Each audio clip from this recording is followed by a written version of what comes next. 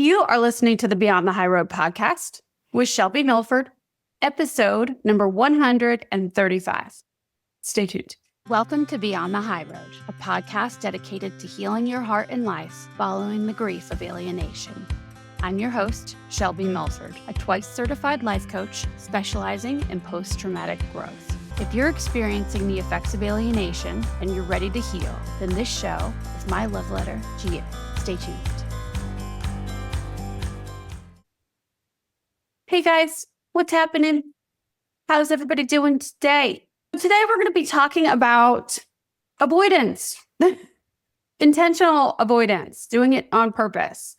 Actually, the ultimate goal of this episode is to help you to get to and maintain a sense of balance and peace, even in the chaos of alienation, as far as your emotional state goes. So that's what I want to talk about.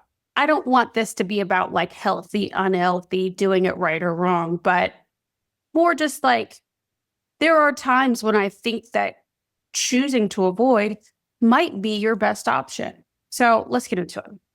Okay, so I know that in the past that I have shared with you about how in my past, I used lots of things to avoid and ignore and numb myself from the pain of alienation, from the pain of abuse before that. I did not have the tools to process through, didn't have the knowledge, the self-awareness, all the things. And so instead, I thought that I couldn't deal with it. And so I would just ignore. That was basically my pattern. However, I did have a lot of half-baked thoughts or ideas about how one person was supposed to deal with traumatic events, pain after loss or after abuse or what have you, you know? And I think that most of those beliefs, of course, came from my parents, conflicting beliefs like between mom and dad and what was modeled to me. But then, of course, society, we're taught so many different ideas about what's right to do after shit goes down. You're supposed to follow this certain pathway, right? And everybody has a slightly different view of it. They were like rules-ish to live by, but they all kind of contradicted each other. One of the ideas that I had was that if I was feeling an emotion, whatever that emotion was, let's say I was sad. If I was feeling sad, I needed to show sad in the way that I spoke, the way that I walked, my body language, my facial expressions. Sad needed to ooze from my pores because emotions and actions were one and the same. I thought if you're feeling a certain way, then you better be showing it. Then I also thought that two conflicting emotions aren't possible to be felt at the same time. Like you can't be happy when you're supposed to be mad or you're supposed to be grieving or the opposite. And if you show any signs of being happy while you're grieving or while you're mad, then either you're being disingenuous or two-faced or something's going on. You're being dishonest in some way, right? That was the way that I was taught. I don't know where I picked that one up, but that's it. Probably my mom. And then the other one I was taught, and I know I probably got this from my dad, was that being strong equaled unaffected. Like, being strong meant that I needed to not be affected. I was untouched and like stoic, basically. That nothing bothered me. I was like a superhuman in a bubble. It's fine. I've got this. Let's just keep moving. Another one, this probably came from my dad too, is emotions, maybe the rest of the world. Emotions are not convenient and are to be avoided. Actually, now that I'm saying this out loud, that's probably from both. At least my emotions weren't convenient and were to be avoided. The message that I got, I know it probably wasn't intentional for either of my parents, was that my emotions were a problem, presented to be inconvenient for my parents who wanted to keep doing what they were doing or not doing what they weren't doing. And then the last one is the person could actually be wrong for feeling a certain emotion. Like if I felt sad, this just happened to me yesterday, and this is how this whole topic came up. I was with my dad, and I won't get into all the details, but we got into a discussion, and he basically told me that my emotions were wrong and that I was wrong and that my idea was wrong and he wanted to shut it down. He's like, no, that's not right. You're not feeling right. It doesn't make sense. And luckily, I've done all the work that I have, or else I probably would have blown a gasket, but I was fine because I know who and what I'm working with, It's okay. He just doesn't understand, and that's fine, for him. Maybe it's fine for him. I don't know. I don't love it about him, but it is that's where he is. But it did remind me yesterday, this is where I developed this idea that I could be wrong for feeling an emotion, that's why I needed to keep my emotions within me. And even within me, I would shove them down because obviously I must be wrong for feeling it. So it must be, it turned into a shame thing, an unworthiness thing, same thing, So because for me, I could be wrong to feel an emotion and emotions weren't welcome, being strong and unaffected was my mode of transportation for most of the time. Also because my mom and dad both used to always tell me as a kid, like, oh, you're so strong. And of course, as you know, we've talked about confirmation bias. Whatever we are being told or whatever we already believe, we will create more evidence to support that because it works with that efficiency model inside of us, right? And so for me, people told me I was strong all the time. And I was like, oh, I'm strong. So I created more evidence of how I was strong. That worked for me. But in my mind, strong meant I had to be unaffected. I had to numb myself or push away anything that overwhelmed me regarding the things that happened in my life.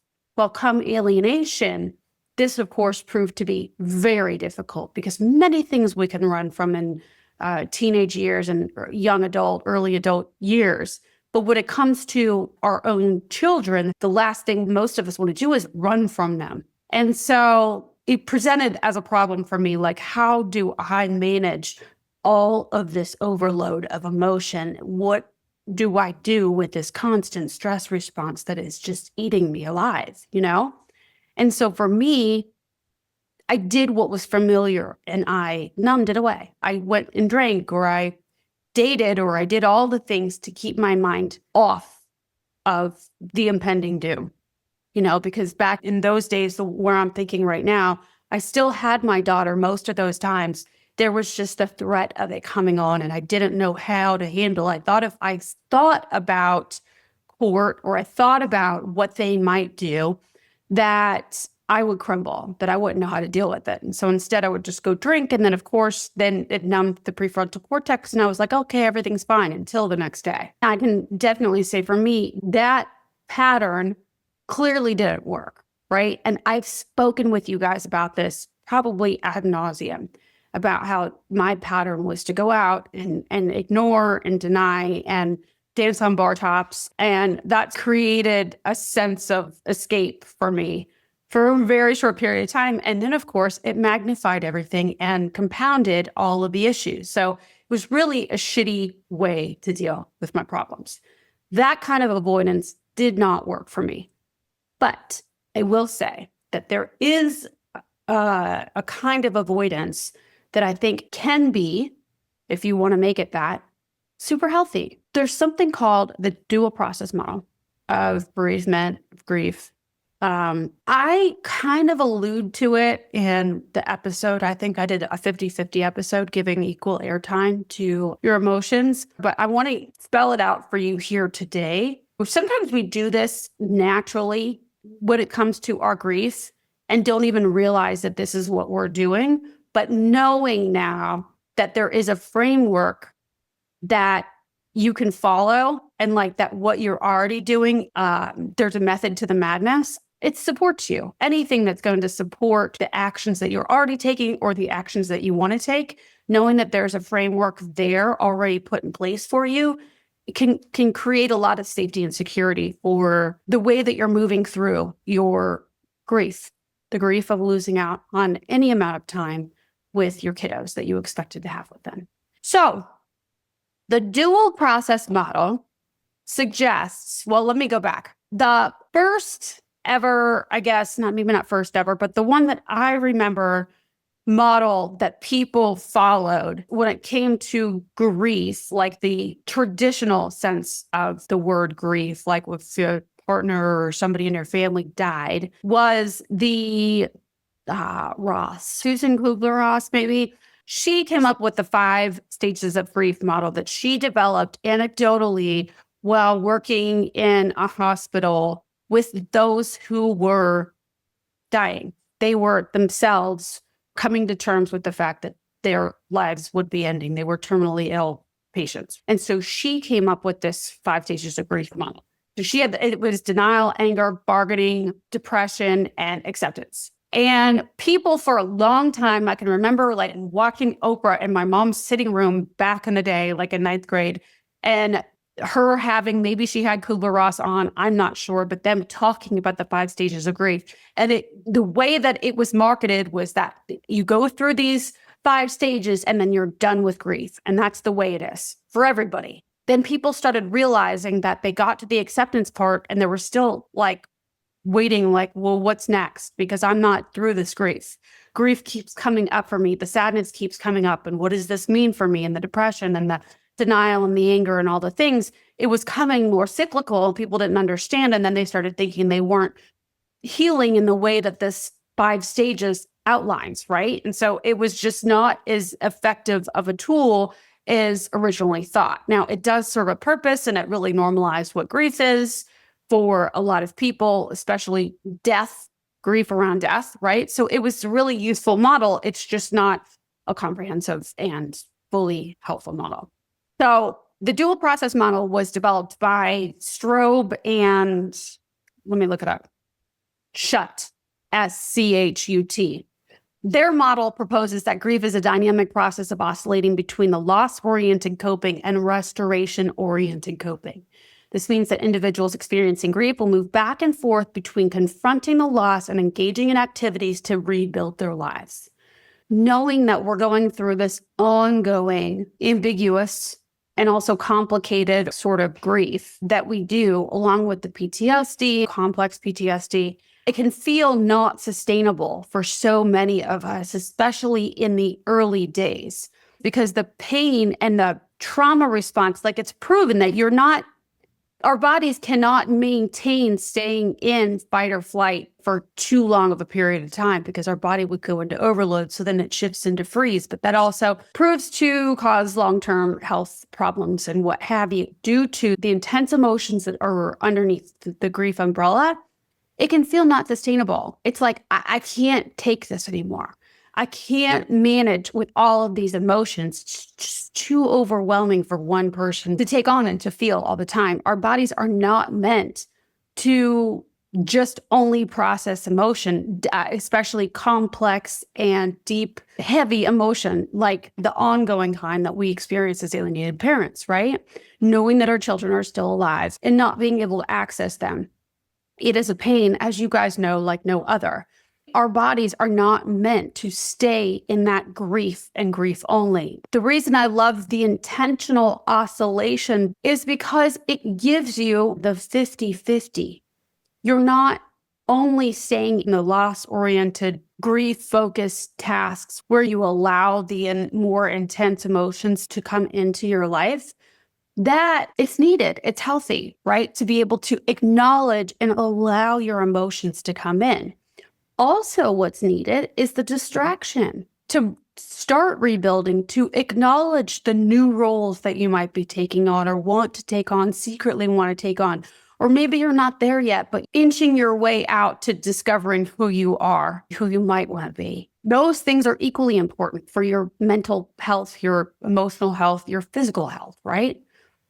Well, the problem is when we get stuck in either one of these, which is when I will find parents who are feeling stuck in their life, like they feel like my life is meaningless, or maybe they have no emotion, right? They've gotten to the point where nothing bothers them and they just feel like they're on lithium at all times when they're not. What I like about this model is it switches in and out between the emotional processing and then the practical adaptation, which is exactly what our bodies need, just to switch gears. And if you're ADHD, this is like music to your ears, right? To not have to focus solely on your healing in a rigid, super structured manner, where the traditional models or like the old way of thinking is much less flexible. The dual process model is highly individualized, right? You are the boss of your walk through grief. There are no wrong moves. Another reason I love this model so much is because it takes the judgment and the pressure away from how you do your healing. Where I know for me, the way that I grew up, I thought that if somebody faced a challenge, whether it was like grief of some sort or a breakup or a substance abuse thing or whatever it was, denial and avoidance was considered like not good, maladaptive, which is why, by the way, speaking of this, why I never, ever agreed with any of the 12-step programs as far as like AA and NA and whatever, is because when people would relapse, it was a bad thing. They were going down the dark path. And that actually can really, really harm the person that's coming back and keep them from healing their lives because they think, no, I have to start all over again and what have you. Well, the same sort of thing with grief. If you feel like there's a process and you've gotten behind, it's going to feel that much more discouraging to get back on the path and back on the saddle again. You know what I'm saying? So I just think that the traditional models did not offer the most compassionate way to look at your healing. Whereas this dual process model allows for, and in fact encourages you to go through all of that, to avoid, to deny, to avoid and deny is a healthy part of your grief. It takes all of your emotions and all of your thoughts, everything that's occurring for you, as this is part of it. The dual process model is about taking necessary breaks from the intense emotions that you're experiencing as a result of being alienated from your children. We are already dealing with so much, we have this ambiguous loss, this grief that we're feeling as a direct result of not having access to our children in the way that we thought we would, right? Many of us, if not all of us, are experiencing some degree of disenfranchised grief, right? This unsupported grief that we're holding for ourselves. And when we're not feeling supported, not only from our family, like from our children and from our spouse, the people that we thought would be closest to us, but now also maybe extended family. And then we're lacking the support, like the rituals that other people have when they lose a loved one to either death or divorce or what have you. It's important to not carry the weight of the world on our shoulders, right? As we do when we're sitting in grief. And so the reason the dual process model works is because it offers this compassionate and practical framework for you, where we're not just sitting in the intense, heavy emotions by ourselves. We can move from the emotions of loss, feeling the grief, the healthy acknowledgement of what's really going on for you, and then intentionally shifting over to restorative or actually just maintaining yourself and getting the bills paid and what have you. Okay, so your loss-oriented tasks would be like your grief work and actively experiencing and expressing the pain, right? Your sadness, your yearning for your kiddo, your anger, and all the other emotions that are associated with the interruption of your memory making with your kiddo. The confrontation of emotions, acknowledging and working through the intense feelings such as shock, disbelief, guilt, regret, right? A lot of the friction kind of emotions. When we're in the loss-oriented, we'll ruminate, and I know you guys can relate to this, we'll ruminate and look back and like shoulda, coulda, woulda, counterfactual thinking about how we handled ourselves or how we could have done better or, nipped it in the bud, cut it off ahead of time. Like if I would have known, I should have done this, I should have seen this, that way.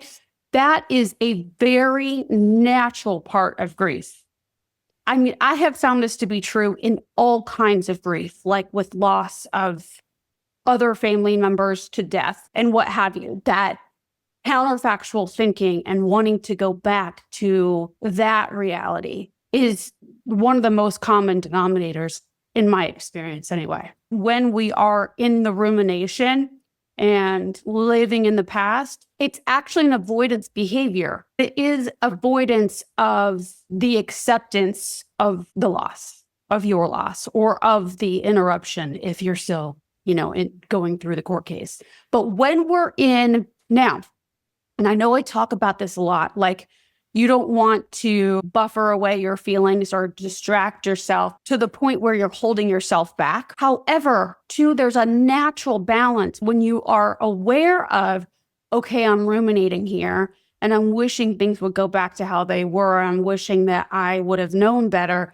When you state it, like if you're the watcher of yourself, you have much more control over it as opposed to you being at the effect of it and just living in the past. There's one thing about you knowing that you're watching yourself living in the past and like, oh, this is what I'm doing. This is a natural part of grief. And then there's the part that the kind that can hold you back when you're doing it to run from the reality altogether. So naturally, of course, the next one that I have here on my notes is the acceptance of reality. Just coming to terms with the fact that things have gone down the way they have thus far. Doesn't mean that that's going to continue, but the events that have taken place have happened, right? Now, what are we working with? Also part of your loss-oriented tasks. Reminiscing and remembering, memorializing, even like the memories. I've told you for a long time that I couldn't have photos up or reminders of my daughter for a while. It was just too much and too hard. That was me avoiding that, and that's okay. And today I can, for most things, on most days anyway, I'm still going, grief is ever evolving for me. And it isn't resolved, if you will. So I'm still going to have my good days and my bad days, and that is okay. And that's what I do love about this model is that it makes room for all of it. There are no phases. There are no steps. There is no order. The only order is you being aware and intentionally shifting yourself, oscillating from loss-oriented to restoration-oriented, okay? So reminiscing, remembering, memorializing, included with that is talking about your kiddos. Some parents don't want to talk about their kids. They need to let that go for a little while and shut that down. It's okay that you do that. Give yourself the permission and the opportunity to do that. It's a natural part of it. For me, for a long time, my daughter's bedroom, I did not go in there. I shut the door and I couldn't go in there. It was way too hard for me. Some parents will keep their room exactly how it is and they go and sit in there. That's a loss-oriented task where they want to go sit on their bed or in their room somewhere and do the ritual of nighttime, like look at the books that they used to read them and just have quiet time. That to them is therapeutic. For me, this one was a no-go. In fact, it brought me straight into stress response and went to a shame cycle when I did it. I also, back then, when I still had access to her room, I didn't have the tools that I have today. I didn't understand how to process through the emotion. Everybody is different, but just know that too, like being able to face those reminders, places, people, things, triggers can be very therapeutic. It's exposure therapy. So your restoration-oriented tasks are managing your practical life changes, building new identity, your new identity, or evolving your new identity and the roles that you play, being open to evolving, engaging in new activities and new relationships, just trying new things out, setting new goals, finding new meaning, and setting new expectations for your habit brain. Being willing to experience discomfort, the discomfort of trying new things, attending to your self-care and to your well-being. All of these, for me, I was very resistant to in the beginning. But when you take it little by little, one restoration-oriented task, maybe for just 5 minutes a day, and then you shift back over into loss-oriented. I was wired to go to the loss-oriented tasks. Going to the restoration was a difficult thing for me. I had a hard time taking care of myself, learning to adapt and move forward in life. This was a no-go for me for years. And so I get it if you're still there. or sometimes that's where you shy away from. Just keep giving yourself just 5 minutes a day, 10 minutes a day, 20 minutes, little bits here and there. Just start drawing yourself away from the loss-oriented tasks and shifting yourself into the restoration, just a little bit at a time, exposure therapy, okay? And also the same is true for the opposite. If you're more into the restoration-oriented tasks where you are wanting to produce and make money or clean or whatever it is for you, that's also fine. Just start directing yourself towards 5 minutes, 15 minutes a day of loss-oriented tasks if you haven't done them yet, if you haven't done the processing yet. That's all this is basically just balance. It's intentional switching between these two tasks, right? All of regular life is somewhere in between. But really, when it comes to what we've experienced, I think that regular life and restoration kind of go hand in hand, because at least for me, I was not living regular life.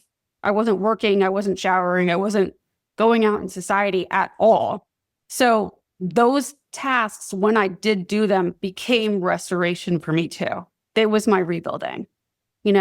So there's the loss-oriented tasks, really, the feeling, the focusing on the feeling and the acknowledgement of the emotions that you have around grief, intentionally giving that space and time for you, and then allowing yourself to then shift over into the restoration and the rest of life, back and forth.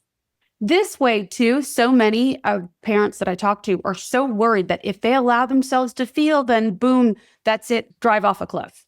They're going to be in their emotions for years and years. The floodgates will open and that'll be it.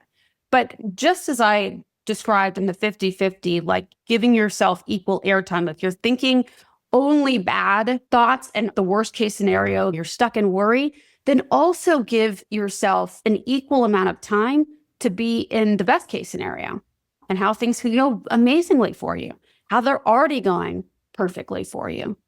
It's the same thing here. We're just shifting back and forth between them. No choice that you make is the wrong choice. It's the choice that you make for you, and it's how it was supposed to go, But if you're noticing that you being primarily in the loss-oriented or the restoration-oriented, there's no variety for you, if you notice that it's holding you back, that's when it might be good to then start developing some parameters. It's just a very mindful way to go about your healing. And it also gives you, like I kind of alluded to or said in the beginning, is it helps you to know that you're on the right track. Like, I can spend time in this loss-oriented. I know I have a plan. I know that a lot of times we'll make ourselves feel guilty for feeling the grief. Like, this is a Wednesday, I'm supposed to be getting stuff done. This happens so often. We'll be like, I don't have the time to be feeling this grief right now. I have things to do. I have bills to pay and I'm stuck feeling this. It's all okay, but just give yourself the parameters.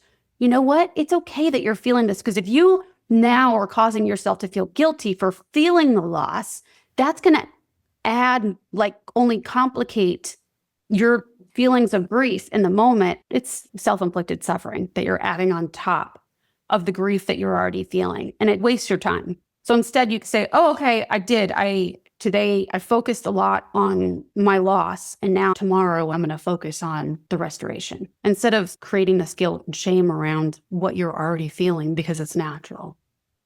So anyway, just recognizing and validating both sets of tasks can help to foster your own resilience and adaptation over time, and help you to feel reinforced that you're on the right track, that things are going beautifully, and help you to feel in charge of your recovery or of your walk, your journey. Okay? So avoiding isn't always a bad thing. In fact, sometimes it's a healthy thing. It's like I'm on overload, and I'm going to intentionally set this down, this grief, this anger, this whatever, and I'm going to go focus over here. I'm going to intentionally distract myself.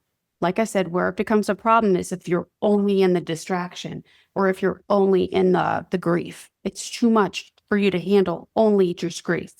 Okay? So yes, we are working from a deficit if you are considering the traditional way that people deal with grief. Usually there's others that are there to support them, and we don't always have that. So that's why it's so important for you to be that support group for yourself. Having all the frameworks and taking all of the information that you get and using it for you and not against you is definitely going to help you to feel more supported, even if you are your support team. No matter what you do, you are doing beautifully. So that's all I have for you. Have a lovely day. Take care. Thanks so much for listening today. If you like what you're hearing and you'd like to hear more, please make sure to click subscribe wherever you're listening or watching. Also, for bite-sized clips and tips, be sure to find me on TikTok or Instagram. See you next week.